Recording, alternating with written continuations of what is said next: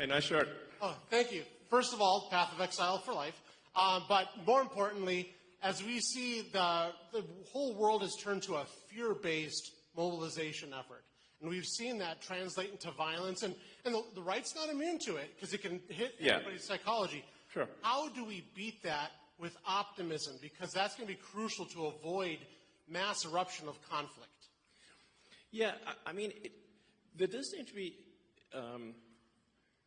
you're right that the right is not immune from sort of hate and violence. It's not like nothing, but it does seem weirdly heavily weighted towards the left.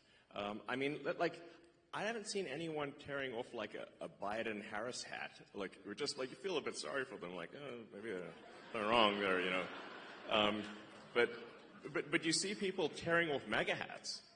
And someone just, you know, I saw a video just today where somebody was just on an escalator, a woman was on an escalator wearing a MAGA hat, and someone going the other direction tore the hat off her head. And I'm like, what? That's rude, you know. In fact, I sort of find myself in a strange position because I didn't think of myself as right. I thought of myself as centrist. But then the left went all the other in the other direction, and now everyone's a Nazi, you know. Before you know it. And I'm like, wait a second, do you know what that means? Obviously not. So,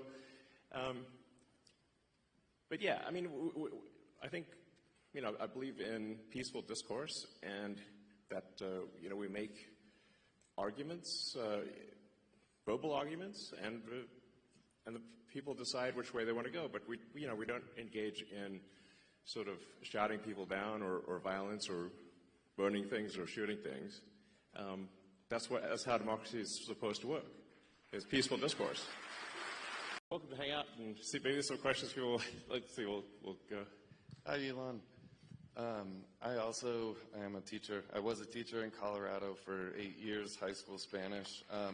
But I moved here last year and got to vote in Wisconsin, where my vote actually mattered, and I'm so glad. That was amazing that we got Trump elected. Yeah.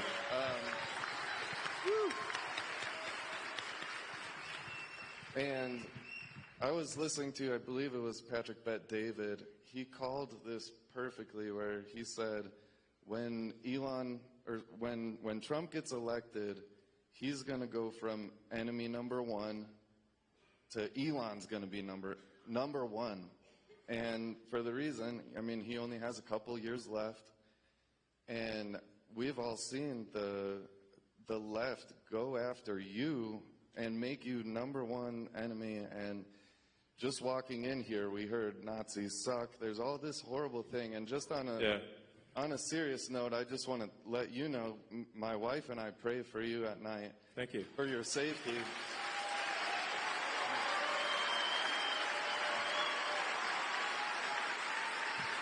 And guys. Yeah. Thank you.